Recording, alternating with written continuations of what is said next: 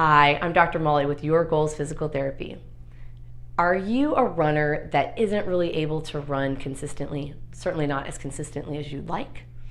You enjoy all the health benefits of running and you know that you need to do things to keep yourself healthy, but there's always that nagging back pain after you get done running, which makes running a little bit less enjoyable than you'd like. So if that is you, this video is perfect for you. I'm gonna go over and explain two of the most common reasons why low back pain occurs after you're running.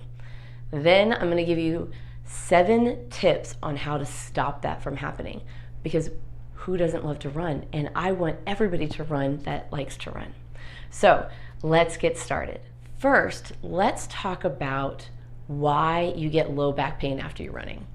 So the first most common reason that I see is the impact of running. And so what I mean by that is when your foot hits the ground hits you back essentially.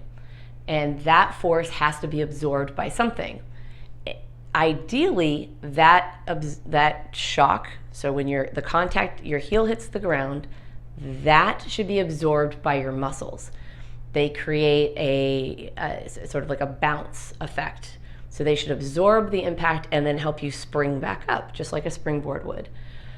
But for many of us, since we don't train that and some other things have gone on, we just sort of hit the ground like lead bricks. Dun, dun, dun.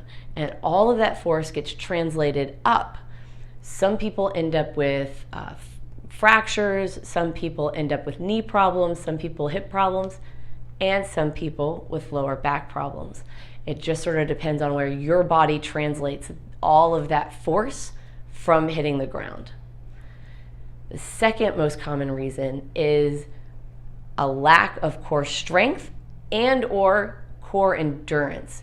So I have met many people who can do all these amazing ab exercises, but they can do 10 of them and then they fatigue.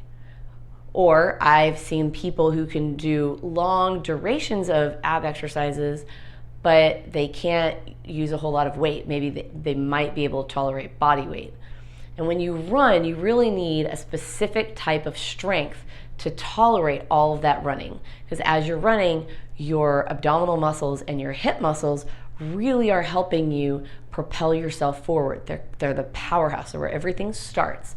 And so you have to have this balance of strength and endurance in those muscle groups to make sure that your back is fully supported. If your abdominal muscles or your abdominal muscles or your hip muscles start to fade out on you for whatever reason, then your back really has to do a whole lot of work to keep you upright. Otherwise you start to fall forward, which is, and actually that ends up putting more stress on everything. So just that strength alone. And so those are the two big things. So when you're an intermittent runner, sometimes these are things that aren't being trained, or maybe they weren't as strong as the last time you ran for a variety of reasons. So now let's talk about the tips on how to prevent that back pain. So my first tip, like it is always, is icing. Okay, icing is great. So if it truly is that you just haven't run in a while and you're just achy and sore, which that could just happen, right? I mean, people who work out every day can still be sore. It could be absolutely nothing. So to test that theory, you can ice. So if you just grab a bag of ice, or if you have them in the freezer, you can grab a bag of frozen peas, frozen corn. They bend really well and they don't hurt so much when you lean against them. And then you'd simply find either a chair to sit in and you just put that ice pack where it's uncomfortable, or you could even lay on your stomach and put that on your lower back. So, and just 10 minutes. You don't have to be there forever. You just want to have that for 10 minutes. So then the next thing that you can try is looking at your shoes. Most running shoes are designed to only last 500 miles, sorry. And so what that means is the manufacturer has created a cushion that's going to absorb the impact for approximately 500 miles. So if you've owned the same tennis shoes for 10 years, you've probably fully worn out all the shock absorption in that. And like I said in the previous section, being able to absorb that impact is key to making sure that you don't end up with like all sorts of things, but in this case specifically low back pain. So you can make things last longer if you buy alternating shoes. So if you are going to start putting miles, you could buy 2 pairs of shoes so that you know, every other day, and you let those shoes rest. If you're wearing them every day, they tend to wear down faster. But the moral is, if you've owned them for a long time or you have any questions about it, maybe transfer those to your everyday walking shoes and purchase some new running shoes, just to make sure that that cushion is really there. Things like Asics and Brooks and all those really nice shoes, the other thing that's in that cushion is all of the arch support. And so if you're somebody that also needs the arch support, after a while, if you've owned those shoes for a really long time, that arch support gets broken down. So it's not, so in addition to the shock absorption that gets kind of worn down over time, all of the arch support that you paid for initially with that shoe sort of gets degraded, especially if you're putting large amounts of miles on your shoes. All right, so now we're on to number 3. Check out the surface that you're running on. So there are positive and negatives to these surfaces, right? So you can run on concrete, you can run on trails or like grassy areas, and you can run on a treadmill. Those are kind of the really big popular things, right? So cement is nice and smooth, so you don't have to worry about uneven surfaces for the most part. I realize we live in Houston, so potholes and things are real, but for the most part, it's a smooth surface. You're not worried about not seeing something coming up. But it is not forgiving. You hit that ground and it hits you right back. There's no give in that ground at all. And so if you're somebody that is dealing with low back pain, that might be something to look at, especially if you're running in old shoes. The next one is gravel. So you can run on the grass by the cement, or you can run on a gravel trail. And that is great. It does give you a little bit more of the shock absorption that a lot of people are looking for. But then you have to deal with unseen holes. You have to deal with rocks and pebbles and sometimes roots from trees. And that can make an unstable surface. And having to adjust very quickly can also sometimes cause low back pain. So there are positives and negatives. You just have to be aware of what you're running on and making sure that you're buying the appropriate shoes. For those 2 suggestions right there, for a cement road, I would suggest something that you make sure you have cushioning in your shoe. And for the terrain, I would make sure that you're actually buying trail running shoes, because they have a lot of extra grip and it helps you keep your traction better and helps with that stability while you're running. The last one is the treadmill. Now, treadmill, especially for low back pain, it is normally the suggestion, and the reason is it's smooth and it helps you absorb the impact, right? Because it's not normally a hard stop. It normally has a little bit of a give, which can help, especially if shock absorption is your problem. The only caveat to that can be negative is that it really can mess with your stride length. So depending on how long your legs or how long you stretch out during your stride while you're running. If you're running on a treadmill, people tend to shorten that just because, well, for lots of reasons, but they do tend to shorten it. The other thing you have to worry about is not catching your foot on the side where the tread hits the machine part, because you'll send yourself backwards. So all of them have positives and negatives. It really depends on your lifestyle, because a lot of people can't stand to run on a treadmill because you're just staring at a monitor or staring at nothing. But it does have a benefit. And so I just wanted to go over those. So if you're having low back pain, kind of weigh those and see if you could try one, see if one works better for you, and then go from there. Now, let's talk about stretching. So this will be my 4th suggestion, stretching.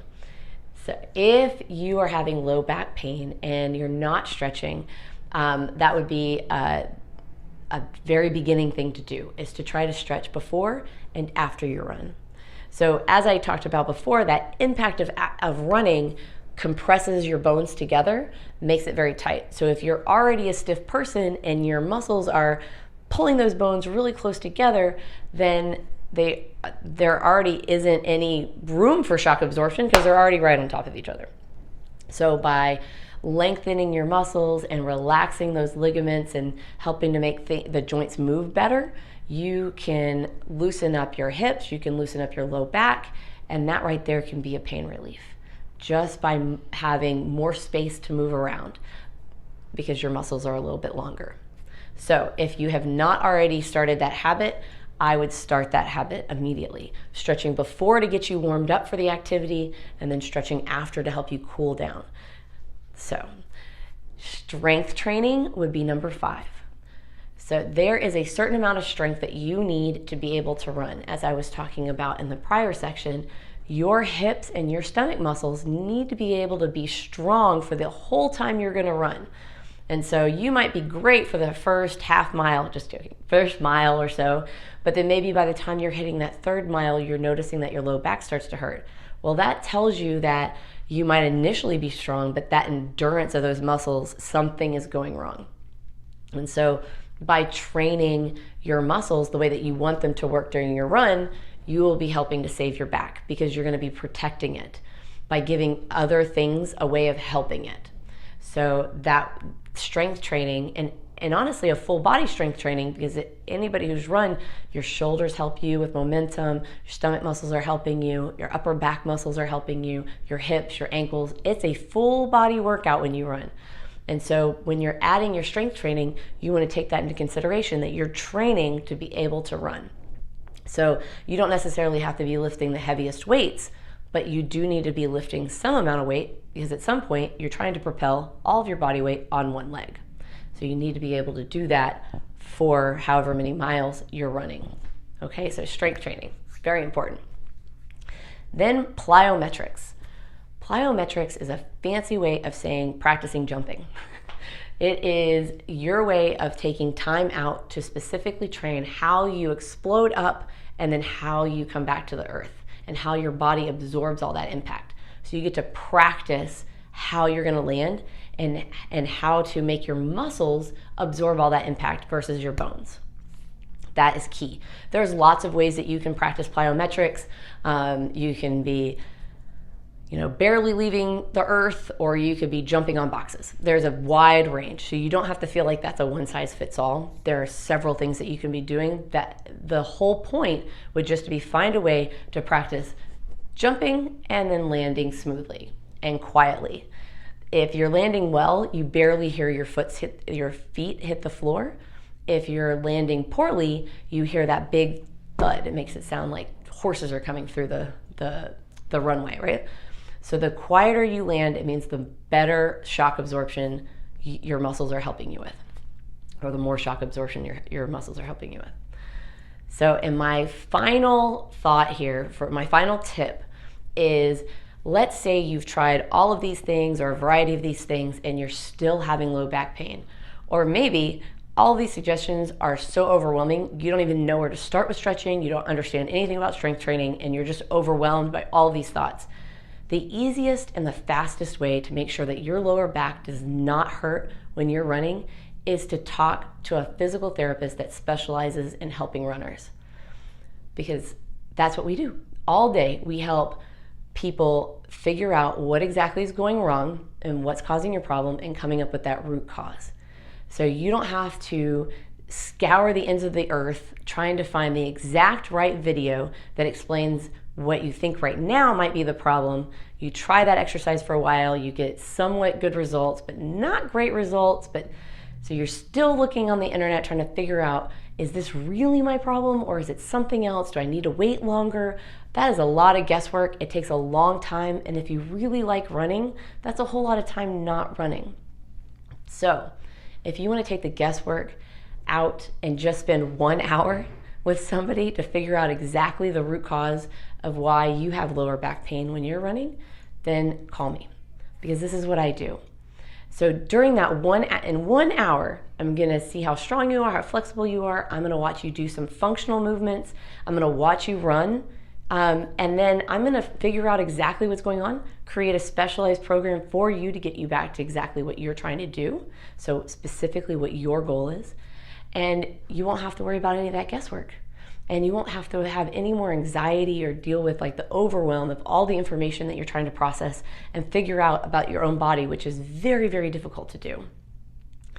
So if that is the type of service that you're looking for, that's great. I would be honored to help you get back to running the way that you want to. I will leave a link below with a button that says ask about cost and availability. You'll fill out a quick form, and then my office will get back to you and help you set up that session. Now, it is not uncommon. You've probably sifted through thousands of videos and you're trying to figure out what's best for you. So if you're skeptical, but this kind of sounds like what you're looking for, then let's set up a phone call. You just click the link below that says talk to a PT, and that'll send you to a form that my office will call you back and we'll schedule it. It's a 20-minute conversation. It's you and me talking about your specific goals, what your problem is, and where you want to be at the end. And we'll be able to sift out whether or not I am a good fit for you, and then we'll schedule accordingly, however that needs to work, whether I need to suggest you go someplace else or we set up a meeting time. So I hope that this information is helpful. If it is, if you liked it, please hit like. It helps other people see it. But if you know somebody specifically that would benefit from this information, feel free to share it with them. Let's get everybody running. Until I get to talk to you next time, I hope you're having a great day. Bye.